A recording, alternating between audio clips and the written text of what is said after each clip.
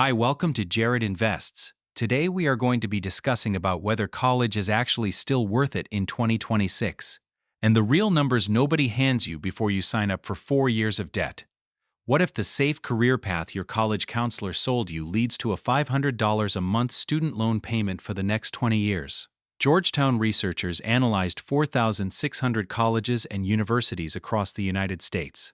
65% of them, nearly 2 out of every 3 schools, produce lifetime earnings below what the average high school graduate earns anyway. No degree, no debt, just a diploma from a school you graduated from at 18, out-earning people who spent 4 years and over $100,000 on a college education. That number floored me when I first read it, and yet we still treat college like the obvious default. Parents push it, guidance counselors push it, society treats you like you're broken if you don't go. But the data tells a completely different story, and in 2026, the gap between what we're told and what's actually happening has never been wider. I'm going to show you the actual math on whether college is worth it in 2026, by major, by school type, and by exactly what you're giving up if you skip it. No opinions, no vibes, just numbers. Here's the first thing you need to understand. The whole debate is framed wrong. It's not college versus no college. That's a false choice. The real question is, which college at what price, for which degree? And when you break it down that way, the numbers are devastating for most people walking through those campus gates right now. Let's start with what you're actually paying. For the 2025-26 school year, the average cost of attending a public in-state university, tuition, fees, room and board, is $27,146 per year. Over 4 years, that's $108,584. And that's the cheap option. The average private nonprofit university runs $58,628 per year. 4 years at a private school, $234,512. That's $250,000 before your kid sets foot in a career. Now, here's where it gets uncomfortable. The class of 2026 walked into their senior year expecting to earn $80,000 starting out. That's what the surveys said. That's what recruiters talked about. The actual average starting salary came in at $56,153, a gap of nearly $24,000 a year, right out of the gate. You borrowed that money, paid that money, spent 4 years of your life, and you're starting $24,000 behind where you thought you'd be. And it gets worse. 41.5% of recent college graduates are currently underemployed. That's Q1 2026 data. The highest rate since the pandemic, meaning nearly half of people with a 4-year degree are working jobs that don't require one. Retail, food service, admin work, jobs they could have gotten at 18. 1 year after graduation, 52% are still working outside their field. 10 years after graduation, 44% of college graduates are still underemployed. Not a rounding error, the norm. So why are we still defaulting to this path like it's 1985? Here's something nobody in the college industry wants you to calculate. Your break-even point. The moment in your life when a college degree actually starts paying off more than not having gone. Nationally, the average college graduate doesn't break even until age 44. You start at 18. You graduate at 22. You spend your entire 20s and early 30s paying off debt and catching up, and you break even at 44. But that's the average. And averages hide everything important. If you major in business or finance, you break even in about 8 years. That's actually reasonable. Computer science, break even somewhere around 7 to 9 years out, with an average starting salary near $95,000. Nursing breaks even in roughly 10 years, paying an average of $86,000. These degrees work, the math holds.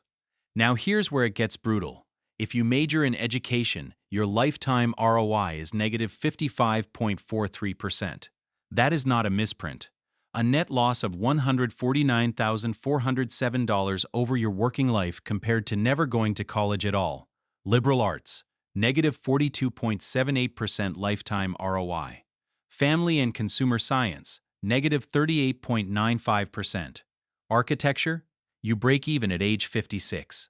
56 years old before your architecture degree has paid back what it cost you to get it. Education majors, teachers, never break even, not in their entire career. Nobody puts that in the brochure.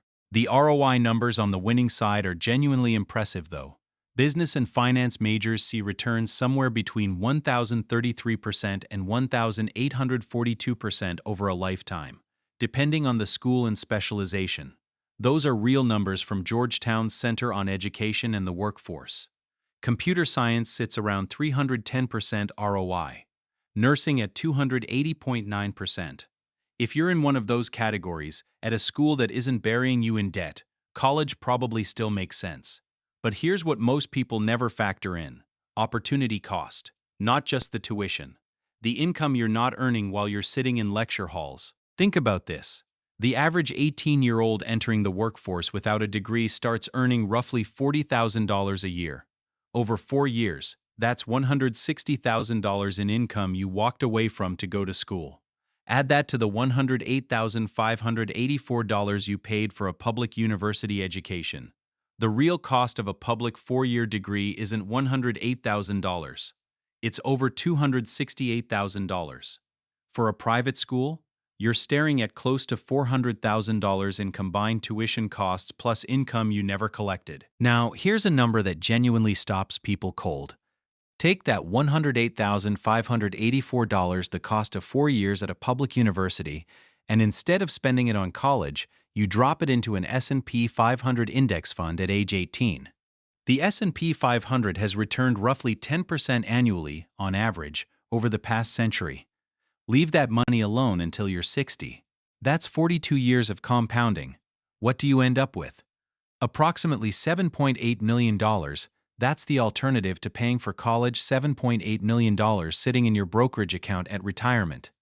Nobody shows that slide in the financial aid office. To be fair, you can't invest money you don't have.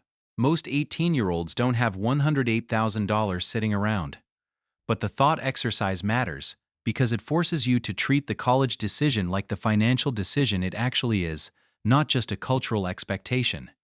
Every dollar you pour into a low ROI degree is a dollar that can't compound, and at 18, compounding time is the most valuable asset you'll ever own. So what about trades? Because this is the conversation that's been getting louder all through 2025 and 2026, and the numbers back it up in a way that would have been shocking 10 years ago. Trade school total cost averages around $20,000, not per year. Total, the whole program. The average entry-level salary in the skilled trades runs about $54,000. The mean salary across all skilled trades is $68,480.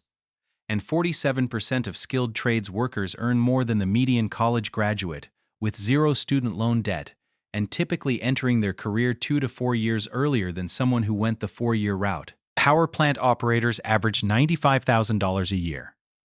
Elevator technicians, $88,000.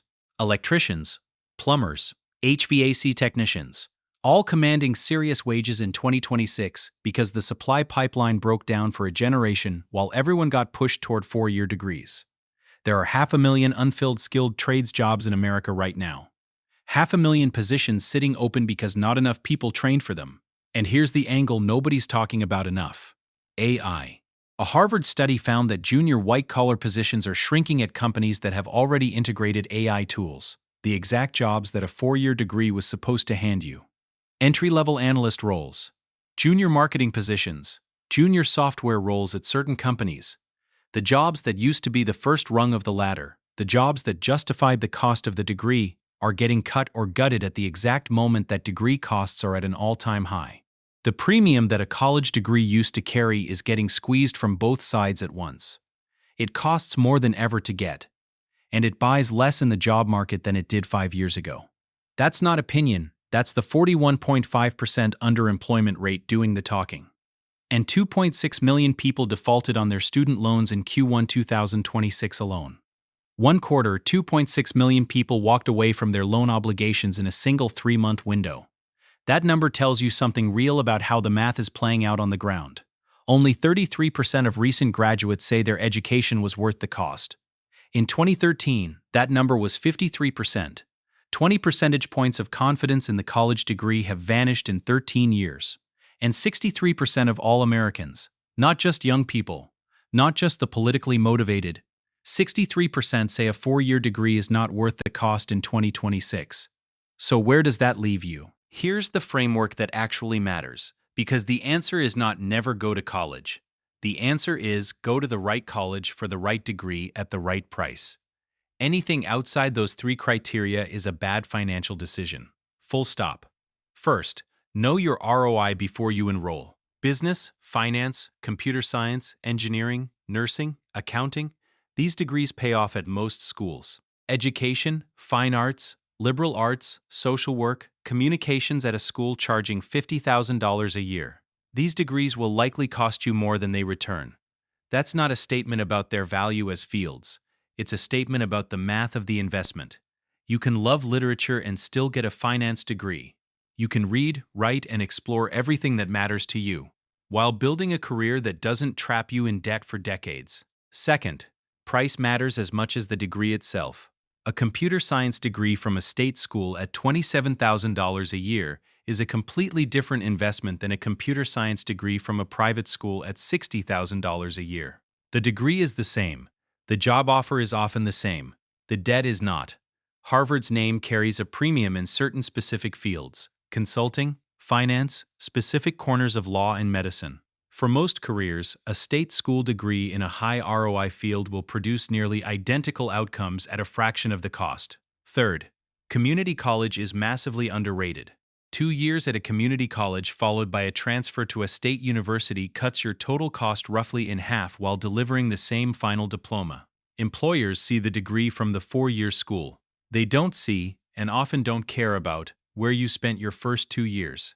The stigma around community college is almost entirely a social construct with no financial basis in reality. Fourth, if you don't know what you want to study, don't spend $100,000 finding out. A gap year working, exploring, and building real skills costs you time but not debt. Trade school puts you into a high-demand, high-paying field with far less financial risk. Coding boot camps, certifications, apprenticeships. These paths existed before, and they're more legitimate, more employer-accepted in 2026 than they've ever been. The system was built in an era when a college degree was rare, when tuition ran $3,000 a year, and when a diploma alone could open doors that were otherwise locked. That era is gone. The diploma is not a key anymore.